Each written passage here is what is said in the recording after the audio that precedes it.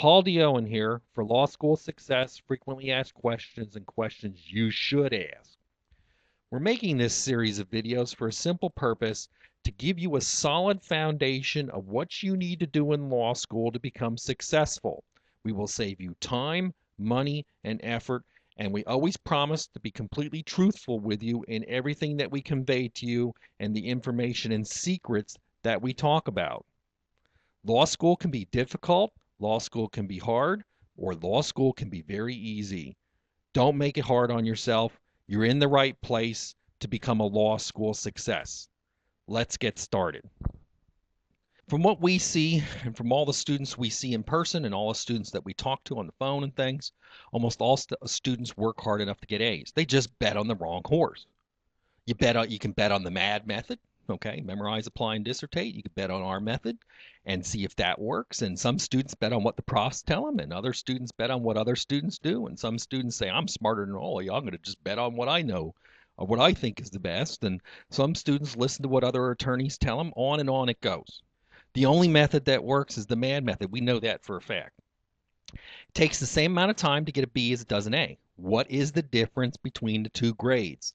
The B is familiar with the law, the A knows the law. The B hasn't memorized anything. They'll know that if I say to them that an offer is a manifestation of contractual intent communicated to identified offerees with definite and certain terms, they'll know that I'm telling them the truth. That's the right definition. But you give them a blank piece of paper and you ask them to write that down, they can't do it. There's 27 things you need to know about offer. We stand outside exam rooms and listen to what people say when they come out of them. Okay, it's always the same. Three students will come out, student one, two, and three. Student one comes out and said, hey, I saw 13 things out of the 27 on the exam. And student two slaps their head and goes, oh no, I knew about number 3 and 4, but oh man, I forgot to write about them. I can't believe I did that. But then student two goes, but did you see, items number 15, 16, and 17? And then student one goes, oh man, I knew about that, but I forgot to write about it. Well, it's the blind leading the blind. Okay. All three of those people know different subsets of the 27 things they're supposed to know. So consequently, they saw different things on the exam and they wrote about different things. Whatever triggered in their mind, whatever prompted some of the information to come out of their brain, that's what happened.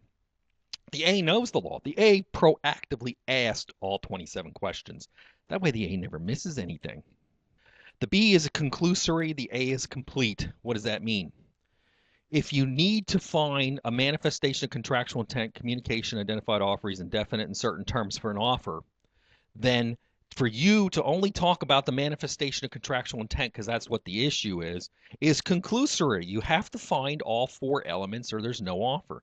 The A is complete because they write about all 4, not just the manifestation of contractual intent, which is the main point. They pay lip service to the other 3 so that they can make the legal conclusion that there's an offer. Again, the A is organized in writing and legal analysis. Why is that? Because they're writing from the laundry list of questions that they ask and answer. If they ask and answer and the facts are there, they write about the facts and the answers that are there. They don't laundry list things like if they're in felony murder and the inherently dangerous felony in the fact pattern is burglary, they don't talk about arson, rape, robbery, or any of that other stuff. Okay, they just talk about the burglary.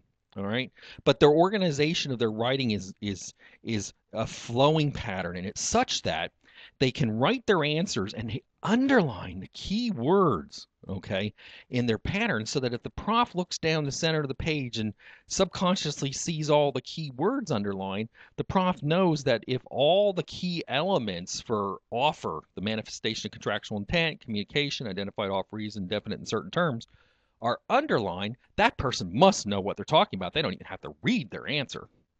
The A argues both sides. The A knows there's majority minority law. You have to argue both sides. The fastest way to do that on a time constrained exam is give the best side the majority law or give the other side the minority law and argue who's ever going to prevail in your mind. Okay? This shows superior knowledge. Most B students argue just one side because they didn't know the minority law and they don't have enough time to subconsciously think in their brain, maybe there's another way to look at these facts that would favor the other side. Now, this is the most important. The A argues the facts but slips the defects in. Our two most important examples is once you begin to internalize the law with the m.a.d. method, you see things that other people don't see. You look at every single adjective, you look at every single fact in a fact pattern. Our favorite example, and they put this on the California bar all the time, and even the people in California who write the bar exams miss it. Joe Schmuckatella spent all night at the sleazy saloon. Now that's a fact. He spent all night at the sleazy saloon. Well, what's the issue? Okay, it's criminal law. Well, the average person on the street immediately picks this up. It says, well, Joe Schmuckatella could possibly be drunk. Okay, which is important in criminal law because it affects mens rea. So, and you know this if you've internalized the law, because one of the things that's always asking questions about is, was the guy drunk? Okay, and when you ask that question, you go back, well, he spent all night at the sleazy saloon. Well, what's the deal? The facts don't say he's been drinking. The facts don't say he's not been drinking, but possibly this is where you slip in the defects in the facts. If he had been drinking, you see, we don't know. And you say that right away. You don't argue things that aren't there, but we don't know. But if he was, he would have the defense of, drunkenness or whatever, if it's applicable. Another one. The speed limit is 35 miles an hour. And our negligent person was going 5 miles over the speed limit. And then it says, but everybody goes 5 miles over the speed limit. Well, it's about related to violation of statute. Okay, and there's a minority position. If you know the majority minority law on violation of statute, you know that they don't hold the position that violation of statute is negligence per se. Okay, and that's an argument in favor of that minority position. You know how many students spotted that on a recent California bar? Only about 140, and I wish they would have given me the names of those people, because I can almost bet almost every one of them did the m.a.d. study method, okay? Because they asked the question, okay?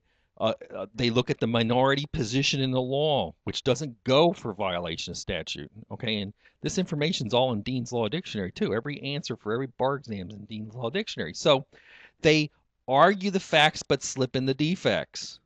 All right. And you won't see a lot of the facts to argue if you don't internalize the law. The A uses all the facts in her answer all the time. We see this over and over and over again. They use every fact. If there's a blue cow standing in the field, there's going to be some blue cow law in the answer. So if there's some spent all night at the sleazy saloon, there's going to be some spent all night at the sleazy saloon is part of the answer. And if there's, but everybody goes 5 miles over the speed limit, there's going to be some everybody goes 5 miles over the speed limit in the answer. These are skills. If you don't see this now from this short discussion, that these are skills that take time and practice. You cannot learn them from one live lecture 4 weeks before the exam. You can't learn this 2 weeks before the exam. This is superior legal knowledge. It's superior abilities. That's what the m.a.d. study method is made for you to learn. Memorize, apply, and dissertate. Once you internalize, you can begin to argue all the facts in a pattern. Now remember, we said before, law school professors are lazy. They don't write model answers.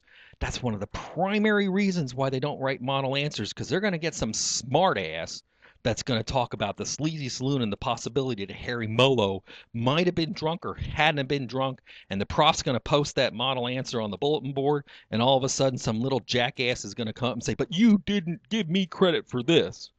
That's why profs don't write model answers, because most of the time they don't know the law well enough to write a model answer. Our students do so well in the first semester of law school. They always do so well in the first semester of law school because they're talking about things that no one else is talking about in the fact pattern, and it's there and it exists. So again, do not reinvent the wheel. Don't waste your time reinventing stuff.